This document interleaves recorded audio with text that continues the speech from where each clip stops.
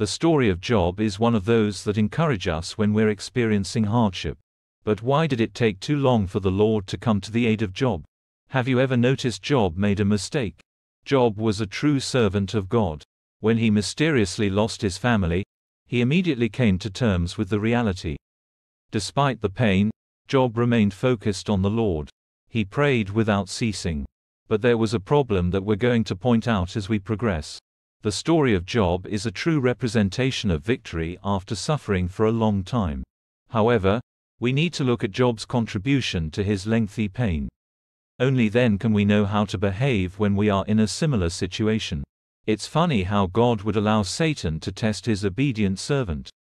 Many are the times we assume we only suffer when we have sinned. But the story of Job teaches us that God can allow Satan to inflict pain on us to test us.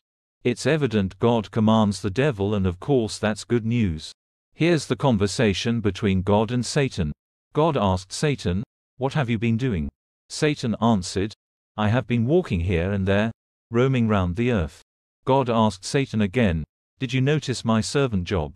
God went ahead to tell Satan there was nobody as faithful and good as Job, as he was careful not to do anything evil. Satan replied, "Would Job worship you if he got nothing out of it?" Surprisingly, Satan knew God had treated Job and his family so well. It reminds me that Satan understands our relationship with God. Satan confidently told God Job would curse the Lord if he took away everything Job had. God immediately granted Satan permission to do whatever he wanted to Job. However, he cautioned Satan not to kill Job. A happy Job was probably going about his normal duties when the news of the loss of his children hit him hard. It looked like God had turned his back on Job. Job, however, remained steadfast in his relationship with God. As if that was not enough, God allowed Satan to inflict sores on Job's body to test his further. 3 friends of Job showed up. They were astonished at Job's condition but took some time before they spoke up. Job was very close to giving up. His only hope, God, was not responding to his plea. Looking at the way events unfolded in the story of Job, God was most likely seated on his throne waiting to see if Job would fall for the devil's trap. Instead of God healing Job, he first brought 3 close friends to comfort Job. Well, God knew what he was up to. Job was already helpless and likely to accept anything that would change his situation. But did his 3 friends really have a solution? They didn't. Eliphaz, Bildad, and Zophar only wanted Job to forget about God. They couldn't understand why the God of Job was quiet on him. At the same time, they did not have a solution to Job's problem. They had some love for Job though. That's why they spent 7 days with him before they got some courage to speak their minds. But when they spoke, they were full of discouragement. They thought Job was not reasoning. Now, this is where Job played his cards the wrong way. In the whole story of Job, he spent most of his time with his 3 friends.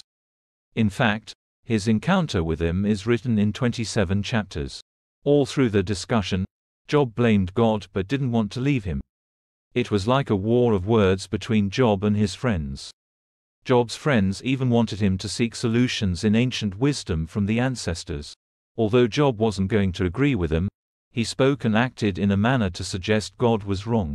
Both parties understood God so well. However, the 3 men appeared to be lukewarm Christians, unlike Job, who immersed himself in the Lord to the extent he wouldn't do anything that would displease God. Then a young man called Elihu came to the aid of Job. He was God sent. Elihu knew everything Job's 3 friends were trying to push him into. He came to prove Job's friends wrong.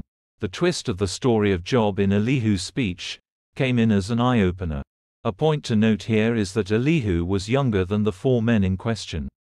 He, however, came in with the best advice. Elihu was actually the bridge that connected Job to God.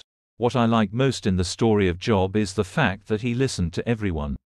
You can imagine what would have happened if Job dismissed Elihu. It's like breaking the bridge that eventually took him to his victory. Come to think of this, how many times do we despise people who don't look as if they can help us? That's how we miss opportunities. The Lord's voice came in with lots of questions. Listen to the first question God asked Job: "Who are you to question my wisdom with ignorant, empty words?" God used the same tone all through to chapter 41 as he spoke to Job. In fact, most of it was in question form. God was angry. Chapter 38 to chapter 41 is a must-read if you haven't. It's at this juncture that you get to point out the mistakes Job made during his encounter with the three friends. The blunders are usually somehow invisible until you get to this section of the Bible. Most of the time, we only remember Job's pain and victory. Whatever happened in between is somehow overshadowed by the tremendous restoration. Job responded to God positively by accepting that he acted foolishly. Then the story of Job ends so beautifully by Job repenting and acknowledging the Lord's immense power. Job reiterated that what he knew in the past misled him. He went ahead to appreciate what he learned from the Lord's talk with him. God was angry with Job's three friends. If they had succeeded in convincing Job to forget about God, God would have lost a treasure. God still went ahead to test Bildad, Zophar, and Eliphaz. As much as they were not so prayerful like Job, their obedience to God shows they valued him. God asked them to sacrifice 7 bulls and 7 rams to Job so that he would pray for them. I find this one of the greatest tests anyone would have to face. There was already some friction between Job and his friends because he was not dancing to their tune. In most cases, we would opt to move on and forget about the friendship. The trio, however, acted according to the will of God. Job also faced another test from God. He accepted to pray for his 3 friends. It's only after that prayer that God restored Job's life. Look at that. The people we look at as having hurt us the most might just be holding the keys to our victory. We need to seriously pray for people we regard as enemies. God blessed the last part of Job's life much more than he had blessed the first. God gave Job beautiful children, wealth, and a long life. The Lord replaced all the troubles in Job's life with unwavering peace.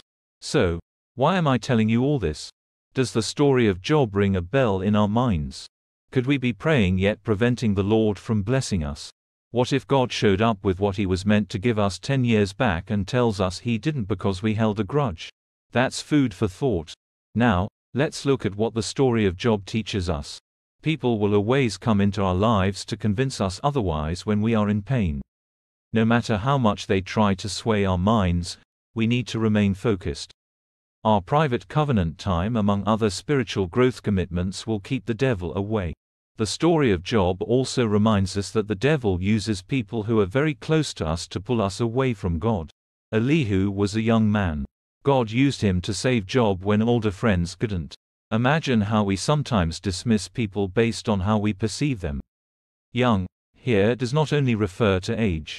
For lack of a better word, it means people who appear unworthy to us. They don't look like they can have anything good to offer. If Job dismissed Elihu, we wouldn't be tapping such valuable knowledge from the story of Job today. God asked Job questions directly. He asks us similar questions when we feel self-righteous. Many are the times God uses messengers like Elihu to correct us, but our ego never lets them in. When we behave like this, we aren't serving but want to be served. The concept of Jesus washing the feet of his disciples applies. Ego keeps the Holy Spirit away. We can only get the Holy Spirit back when we rise above our egos. The story of Job also teaches us we cannot argue with God. Job repented without trying to use comebacks, as is the norm with humans. The story of Job also demystifies the misconception of riches. God gives wealth to those who deserve it. The story of Job is a true reflection of resilience and obedience to God. Once chosen, our lives must flow in the direction of the Lord. For as long as we do not recognize the Lord's corrections, we will remain stuck at one point. I hope this helps you pick out some helpful tips from the story of Job. Kindly subscribe and share to let others know. Thank you.